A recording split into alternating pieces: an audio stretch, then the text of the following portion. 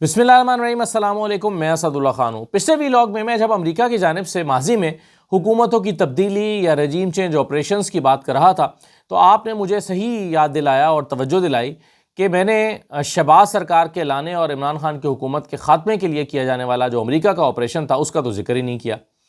بالکل آپ نے صحیح توجہ دلائی، یہ بھی ایک طرح سے امریکہ کی جانب سے کیا جانے والا ایک آپریشن ہی تھا۔ اگر امریکہ کی خواہش پر پاکستان میں حکومت تبدیل کی گئی، عمران خان کی حکومت کو ختم کر کے پی ڈی ایم کی حکومت لائی گئی اور اس سلسلے میں ہمارے ادارے، ہماری حکومتیں، ہمارے سیاستدان، ہماری منڈیاں جو سیاستدانوں کے لیے لگائی گئیں وہ سب اس کے اعلی کار بنے، اور اس کی ایک گواہی جو ہے وہ سائفر کے ذریعے ہمیں ملتی ہے کہ سائفر آیا، اور جو کہ ایک حقیقت ہے، یہ سائفر آیا۔ عمران خان پر یہی مقدمہ بنایا گیا تھا نا کہ سائفر کیا کانٹینٹ لیک کیوں کیا، تو یہ بات تو درست ہے کہ سائفر ایک حقیقت ہے، سائفر آیا تھا تو عمران خان پر لیک کرنے کا مقدمہ بنا نا۔ سائفر نہ آیا ہوتا تو عمران خان پر لیک کرنے کا مقدمہ بھی نہ بنتا، یا اگر سائفر کا کانٹینٹ سے عمران خان کا کانٹینٹ مختلف ہوتا تو تب بھی مقدمہ نہ بنتا۔ تو سرکمسٹانشل ایویڈنسز بتاتے ہیں کہ امریکہ کا پاکستان کی حکومت تبدیل کرنے میں بھی ایک اہم کردار تھا، لیکن ہم چونکہ ایران کے پرسپیکٹیو میں بات کر رہے ہیں، جنگ کے پرسپیکٹیو میں بات کر رہے ہیں، بوٹس آن گراؤنڈ کے پرسپیکٹیو میں بات کر رہے ہیں، طاقت کے استعمال کے ذریعے سے رجیم چینج آپریشن کی بات کر رہے ہیں، تو یہ ظاہر ہے یہ پرسپیکٹیو مختلف ہے۔ اس لیے پاکستان میں ہونے والے رجیم چینج کا ذکر جب کریں گے تو اس کو ہم ایک مختلف باب میں ذکر کریں گے، اور گراؤنڈ پر آ کر یا ایک آپریشن کے ذریعے سے حکومتوں کی تبدیلی کریں گے تو اس کو الگ باب میں رکھیں گے۔ اسی لیے شاید میں نے عمران خان کی حکومت کے خاتمے کا ذکر نہیں کیا، لیکن کامنٹ سیکشن میں نے دیکھا کہ لوگوں نے مجھے اس پر یاد دہانی کرائی اور کہا کہ یہ بھی تو ایک رجیم چینج آپریشن ہی تھا۔ بالکل ایسا ہی ہے، آپ ٹھیک کہہ رہے ہیں، لیکن اس کی نوعیت فرق تھی۔ اب ذرا اس ویلاگ میں ہم بات کر لیتے ہیں کہ امریکہ کے جو صدر ہیں ڈونلڈ ٹرمپ، وہ دو حوالوں سے پھنس گئے ہیں، 4-5 ان کے لیے چیلنجز ہیں، اور کیا سوچ کر انہوں نے ایران کے اوپر حملہ کیا تھا، اور کہاں کہاں ان سے غلطی ہوئی، کہاں ان سے چوک ہوئی ہے، کہاں وہ غلط فہمی کا شکار ہو گئے، اسرائیل اور امریکہ کی حکمت عملی میں کیا خامیاں اور کجیاں تھیں۔ ذرا اس پر تفصیل سے بات کر لیتے ہیں اس ویڈیو میں، اور میں اگین جیسے پچھلے ویلاگ میں نے کئی جو تھنک ٹینکس ہیں ان کی رپورٹ کو بنیاد بنایا تھا یہ تجزیہ کرتے ہوئے، اور ابھی بھی میں جو تجزیہ کرنے جا رہا ہوں یا آپ کے سامنے معلومات رکھنے جا رہا ہوں وہ میں مختلف جو تھنک ٹینکس ہیں یا مختلف جو ادارے ہیں جو فارن افیئرز پر، جنگوں پر، مڈل ایسٹ پر کام کرتے ہیں، ان کی جو رپورٹس ہیں یا ان کے آرٹیکلز ہیں اس کا حوالہ دے کر ہی آپ کے سامنے یہ تجزیہ پیش کر رہا ہوں۔ میں اس لیے یہ بات بتا رہا ہوں تاکہ آپ کو اندازہ ہو کہ یہ جو رائے ہے یہ معتبر ہے۔ دیکھیے، اسرائیل نے یہ حملہ کرنے کے لیے امریکہ کو ساتھ میں لایا، اور جو بنیاد بنائی اس حملے کی وہ یہ تھی کہ ہم اس کو حفظ ما تقدم کے طور پہ کر رہے ہیں یا پری ایمپٹیو سٹرائک کر رہے ہیں، یعنی ہمارا حملہ کرنے کا مقصد یہ ہے کہ اگر ہم نہیں کریں گے تو ایران ہم پہ حملہ کرے گا، یا ایران ہمارے لیے بم بنا دے گا، یا ہمیں ایگزسٹینشیل تھریٹ جسے آپ کہتے ہیں وہ ہمارے لیے ہے، ایران تو ہم پر حملہ کر دے گا۔ تو اسرائیل کا جو دعویٰ ہے اس کو دنیا کے بڑے بڑے تھنک ٹینکس جو ہیں وہ رد کر رہے ہیں، اور وہ کہہ رہے ہیں کہ اسرائیل کو ایران کی جانب سے فوری طور پر کوئی خطرہ نہیں تھا۔ اس کی وجہ یہ ہے کہ ایران نے نہ تو ابھی تک ایٹم بم بنایا ہے، اور نہ وہ فوری طور پر ایٹم بم بنانے کے قریب تھا، نہ ہی وہ ایک ایسی صورتحال میں تھا کہ وہ اپنی ایٹمی طاقت کے ذریعے سے اسرائیل کو نقصان پہنچا سکتا تھا۔ تو یہ کہنا کہ اسرائیل نے یا امریکہ نے ایک پری ایمپٹیو سٹرائک کی ہے، یہ کہنا تو غلط ہے۔ تو پھر سوال یہ پیدا ہوگا کہ پھر یہ حملہ کیوں کیا گیا، اور اس وقت کا انتخاب اس حملے کے لیے کیوں کیا گیا؟ تو اس کی 3-4 وجوہات بیان کی جاتی ہیں۔ بتایا جا رہا ہے کہ اسیسمنٹ جو ہے وہ کیا ہو سکتی ہے اسرائیل کی، یعنی انہیں یہ لگا کہ یہ حملہ کرنے کا مناسب وقت ہے۔ کیوں؟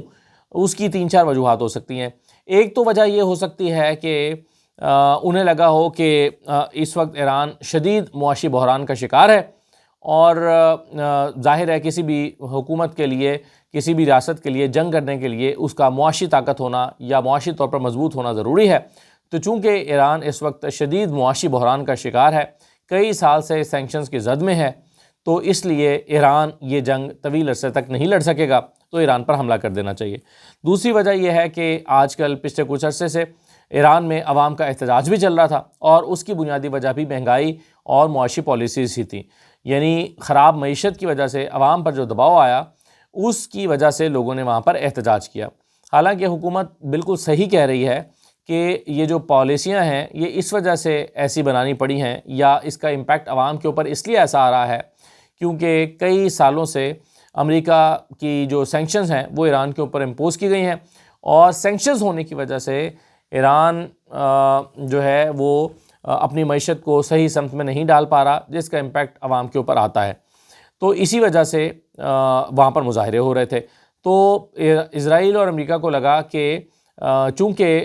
جو عوام ہیں وہ اس وقت اپنی حکومت کے ساتھ نہیں ہیں بلکہ ان کے خلاف کھڑے ہوئے ہیں، تو ہم حملہ کریں گے تو لوگ اس کو ویلکم کریں گے،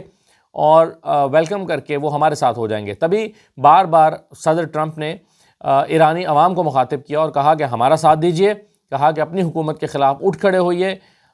بار بار کہا کہ انتظار کریں، آپ کی مدد آنے والی ہے. اس طرح کی باتیں انہوں نے بار بار کی. تو اس سے انہوں نے عوام کو اپنے ساتھ ملانے کی کوشش کی تاکہ عوام خود ہی بغاوت کر دیں اپنی حکومت کے خلاف اور ان کا کام اور آسان ہو جائے. تیسرا پہلو یہ ہے کہ اسرائیل اور امریکہ کو یہ لگتا ہے کہ گزشتہ سال جو حملے کیے گئے تھے ایران کے اوپر اسرائیل کی جانب سے، جس میں ان کے جو ہائی پروفائل ٹارگٹس ہیں ان کو نشانہ بنایا گیا تھا، اور اس کے علاوہ امریکہ نے جو حملہ کیا تھا جس میں جو ان کی ملٹری انسٹالیشنز ہیں اس کو اٹیک کیا گیا تھا، یا نیوکلیر انسٹالیشنز پہ اٹیک کیا گیا تھا، تو اس سے ان کو لگتا ہے کہ ایران کا جو دفاعی نظام ہے وہ خاصا کمزور ہو گیا ہے. جو انہوں نے میزائل بنا رکھے تھے، جو انہوں نے ڈرونز بنا رکھے تھے، وہ سارے داغ دیے ہیں، یا ان کی بڑی تعداد جو ہے انہوں نے استعمال میں لے آئے ہیں وہ. تو اب ان کے پاس اتنی بڑی دفاعی صلاحیت نہیں ہے، وہ ایک بڑی دفاعی طاقت نہیں ہے، تو اس لیے یہ رائٹ ٹائم ہے کہ ان کے اوپر اٹیک کیا جائے. تو یہ 3-4 مختلف وجوہات ہو سکتی ہیں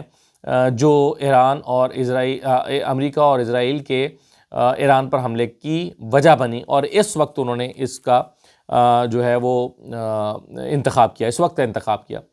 لیکن اس سے ہوا یہ ہے کہ ایک تو پوری دنیا کا جو عالمی قوانین کا ڈھانچہ ہے وہ بری طرح متاثر ہوا ہے، کیونکہ ایران بار بار یہ کہہ رہا تھا کہ جوہری معاملے پر یا بات چیت کرنے کے لیے ہم تیار ہیں، مذاکرات کرنے کے لیے تیار ہیں. انہوں نے کئی دفعہ اس کا اندیہ دیا تھا، اور عالمی طاقتیں، یورپ بالخصوص اس جنگ کے کیونکہ خلاف کھڑا ہوا ہے، تو یورپ یہ سمجھتا ہے، اور اقوام متحدہ بھی ظاہر ہے جو پبلکلی تو وہ یہ سمجھتا ہے کہ اس جنگ کا کوئی جواز نہیں ہے. لیکن جو عالمی قوانین ہیں ان کی وقت اور ان کی حیثیت پر بہت زیادہ سوال اٹھے ہیں، اور ان سوالات کے اٹھنے کی وجہ سے اسرائیل اور ٹرمپ کی اخلاقی پوزیشن پہ فرق پڑا ہے. ایک اور پہلو بھی ہے اس کا، اور وہ یہ ہے کہ اسرائیل اور امریکہ دونوں میں اس سال کے آخر میں انتخابات ہونے ہیں. اور آپ جانتے ہیں وہ راحت اندوری کا شعر تھا کہ سرحدوں پہ بہت تناؤ ہے کیا، پتہ کرو کوئی چناؤ ہے کیا. کوئی اس طرح سے، اگر میں غلط کر رہا ہوں تو معذرت چاہوں گا، لیکن کچھ اس طرح سے ان کا شعر تھا. یعنی کہ جب کشیدگی سرحدوں پہ ہوتی ہے تو اس کے پیچھے انتخابات ہوتے ہیں. اب اسرائیل کے جو وزیر اعظم ہیں نیتن یاہو، انہیں لگتا ہے کہ جب بھی اسرائیل جنگ میں جاتا ہے تو ان کی جو سیاسی پوزیشن ہے وہ مستحکم ہوتی ہے، مضبوط ہوتی ہے،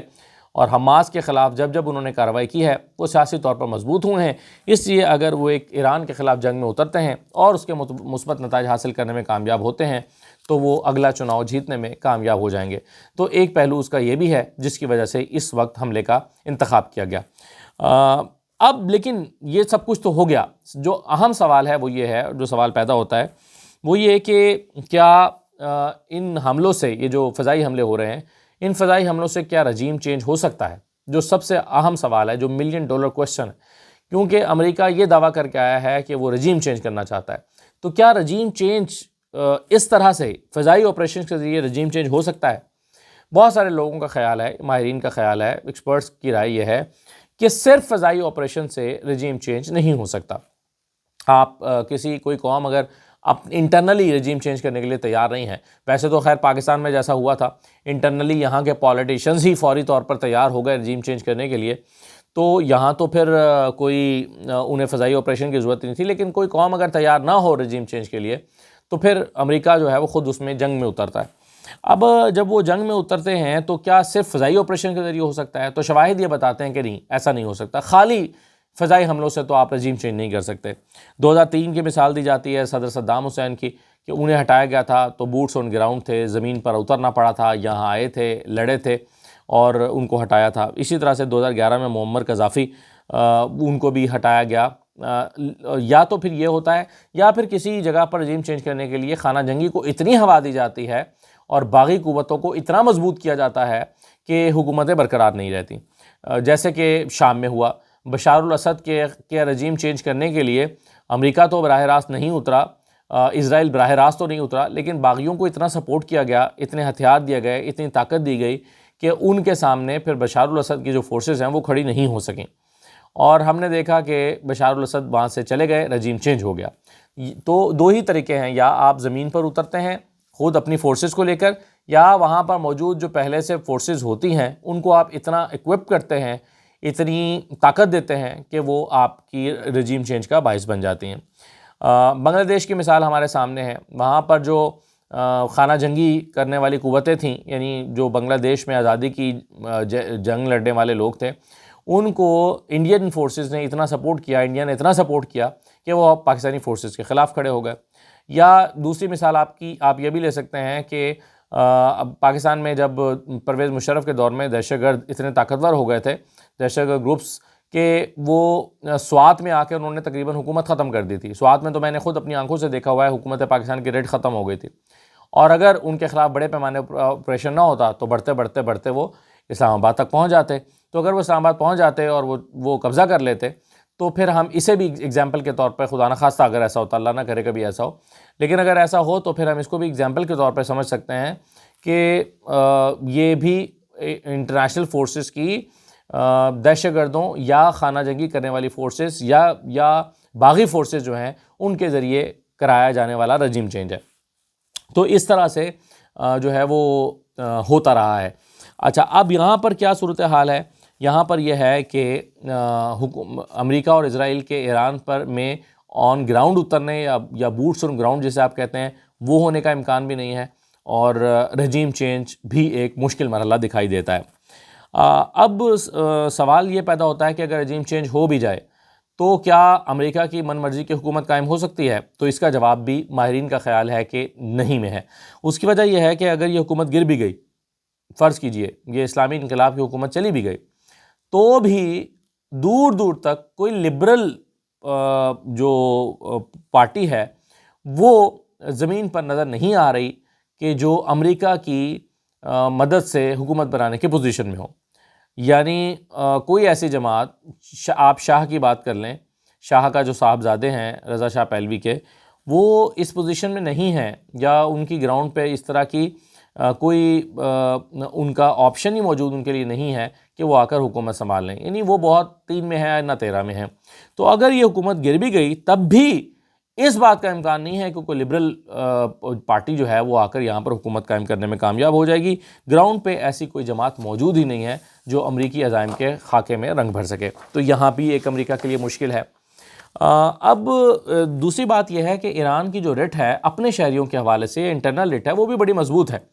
یعنی ایران نے، ان کی حکومت نے ایسی قوتیں، فورسز، سیکیورٹی فورسز تیار کی ہیں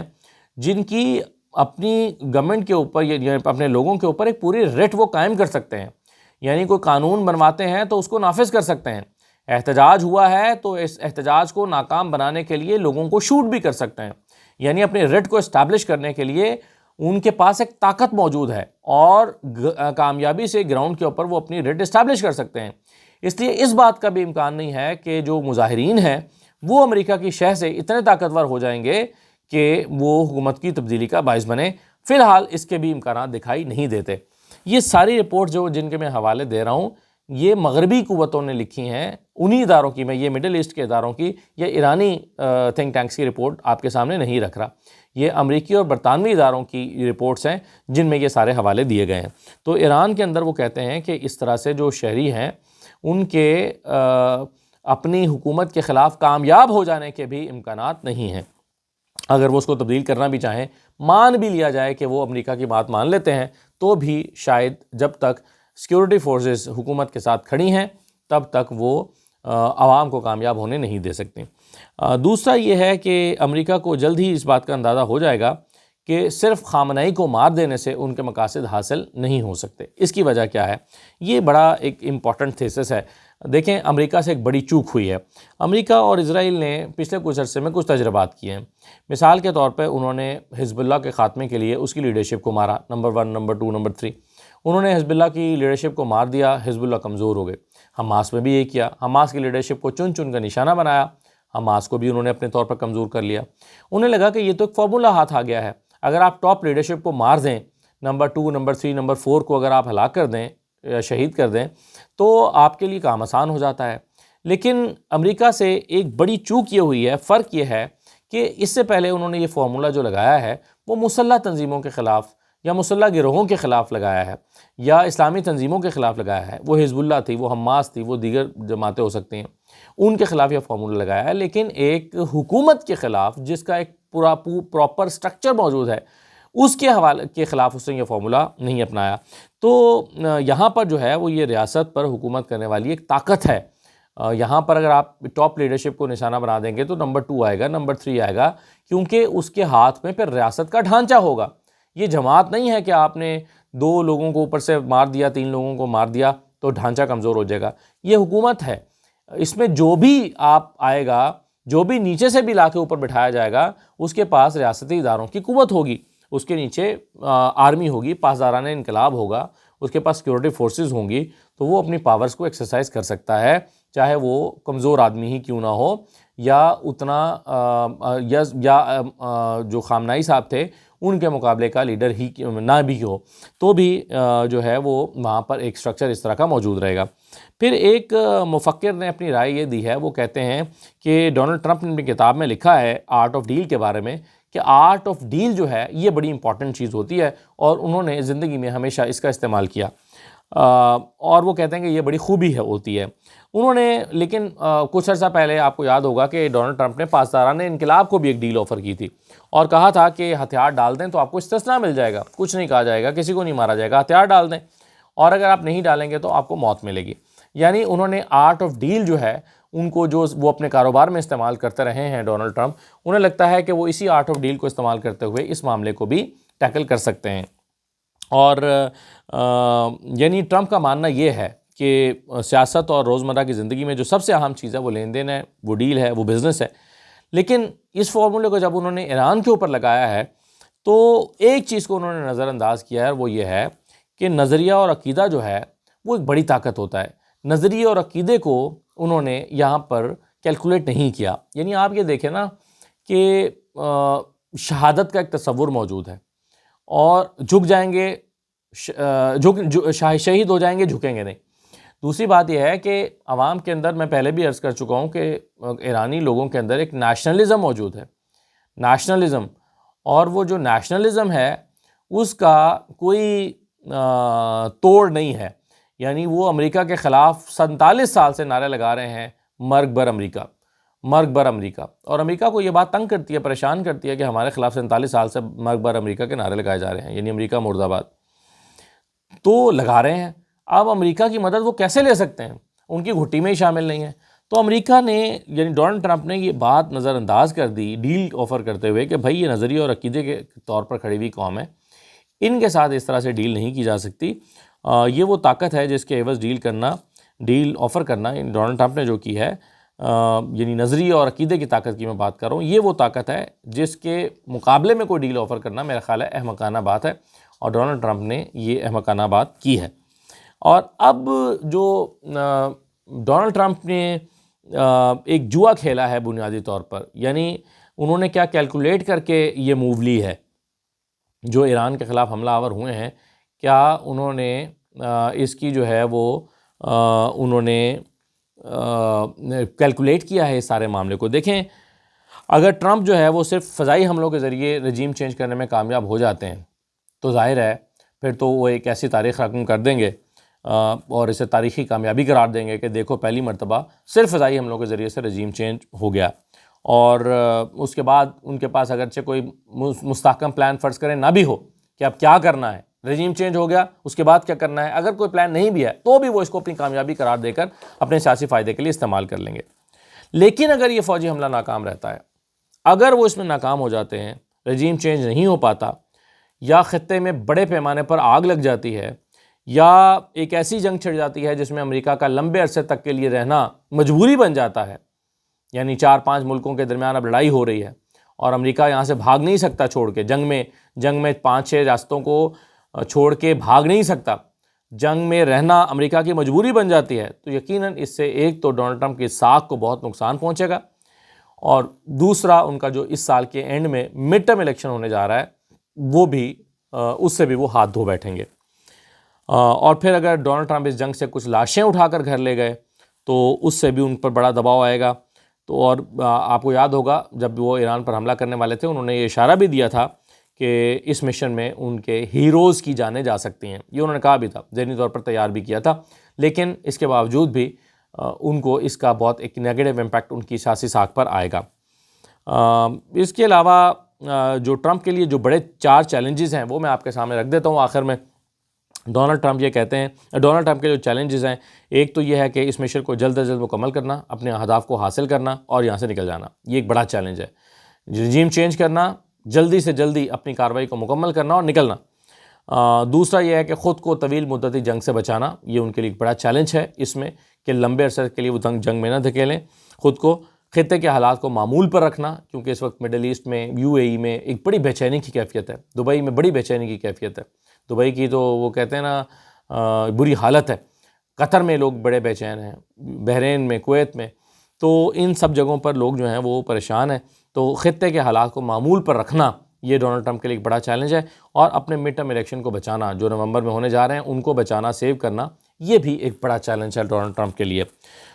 مگر ڈونلڈ ٹرمپ جو ہے وہ متضاد بیانات ابھی دیتے رہے ہیں پچھلے دنوں میں۔ انہوں نے کہا کہ مثال کے طور پہ میں طویل مدتی جنگ بھی لڑ سکتا ہوں، ایک سٹیٹمنٹ میں انہوں نے کہا کہ پورے ملک پہ قبضہ بھی کر سکتا ہوں، ایک سٹیٹمنٹ میں انہوں نے کہا کہ یا 2-3 دن میں حملہ ختم کر دوں گا، یا مزید حملوں کی، یعنی 2-3 دن میں حملہ ختم کر کے مزید حملوں کی دھمکی دے کے بھی میں جا سکتا ہوں، جیسے پہلے ہوا تھا پچھلے سال، آئے حملہ کیا چلے گئے اور کہا کہ اگر باز نہ آئے تو دوبارہ حملہ کروں گا، یہ بھی میں کر سکتا ہوں۔ اور پھر انہوں نے سوشل میڈیا پہ کہا کہ درست اہداف پر بھاری بمباری بلا تعطل جاری رہے گی، پورا ہفتہ بھی جاری رہ سکتی ہے یا جتنی دیر ضروری ہوا جاری رہ سکتی ہے۔ تو یہ اتنے قسم کے جو متضاد بیانات انہوں نے دیے، اس سے اندازہ ہوتا ہے کہ ٹرمپ کی جو خارجہ پالیسی ہے اس کی کوئی واضح ڈائریکشن موجود نہیں ہے، وہ بس اتر آئے ہیں میدان میں، لیکن اس کا اختتام کیا ہوگا اس بارے میں انہوں نے کوئی کیلکولیٹ کر کے رکھا ہوا نہیں ہے۔ ایران پر حملے کے لیے ٹرمپ نے امریکی عوام کو قائل کرنے کی کوشش کی، جو اپنے عوام کو، امریکی عوام کو قائل کرنے کی کوشش جو ہے وہ بھی کرنا انہوں نے مناسب نہیں سمجھا، یعنی یہ بھی نہیں کیا کہ وہ اس جنگ میں اترنے سے پہلے کانگریس کے پاس چلے جاتے، عوام کو قائل کرتے، یعنی عوام کے سامنے ایک آرگومنٹ دینے کا ان کے پاس ایک اچھا موقع تھا۔ پچھلے ہفتے انہوں نے اسٹیٹ آف دی یونین میں خطاب کیا تو وہاں پر یہ دلائل پیش کر سکتے تھے، بتا سکتے تھے کہ کیوں ضروری ہے ایران کے خلاف جنگ میں اترنا، لیکن انہوں نے قوم کو اعتماد میں لینا مناسب نہیں سمجھا۔ اسی طرح سے وہ کانگریس کے پاس بھی نہیں گئے، کانگریس سے بھی انہوں نے منظوری نہیں لی، اور اس سے ڈیموکریٹ جو ہیں وہ ناراض ہوئے ہیں، اگرچہ ریپبلکن نے اس کی حمایت کی ہے، ظاہر ہے ان کی پارٹی ہے، لیکن ڈیموکریٹس اس سے بڑے ناراض ہوئے ہیں، اور جو کملا ہیرس ہیں انہوں نے تو یہاں تک کہا کہ ٹرمپ امریکہ کو ایسی جنگ میں دھکیل رہے ہیں جسے امریکی عوام چاہتے ہی نہیں ہیں، گھسیٹ رہے ہیں، بلکہ انہوں نے کہا ایسی جنگ میں گھسیٹ رہے ہیں جسے امریکی عوام چاہتے ہی نہیں ہیں۔ انہوں نے کہا کہ ٹرمپ کی اپنی پسند کی جنگ کے لیے ہماری فوج کو خطرے میں ڈالا جا رہا ہے، یعنی ٹرمپ کو ایران جنگ کے ساتھ ساتھ اندرونی لڑائی بھی اب لڑنی پڑے گی، انہیں کانگریس کا بھی سامنا کرنا پڑے گا، اگر وہ جیتتے نہیں ہیں، رجیم چینج نہیں کر پاتے ہیں، کیونکہ وہ رجیم چینج کرنے کے لیے آئے ہیں، اگر وہ رجیم چینج نہیں کر پاتے ہیں، اگر انہیں کامیابی نہیں ملتی، اگر وہ اپنے آپ کو طویل مدتی جنگ سے نہیں بچا پاتے تو ان کی ساکھ بھی برباد ہو جائے گی، پارٹی کی ساکھ بھی برباد ہوگی، جو مڈ ٹرم الیکشن ہے وہ بھی چلے جائیں گے اور ان کے اوپر کافی دباؤ پڑے گا۔ تو یہ مجموعی طور پر جو چیلنجز ہیں وہ میں نے آپ کے سامنے رکھے ہیں کہ ڈونلڈ ٹرمپ کے لیے کیا ہیں۔ اجازت دیجیے، اللہ حافظ۔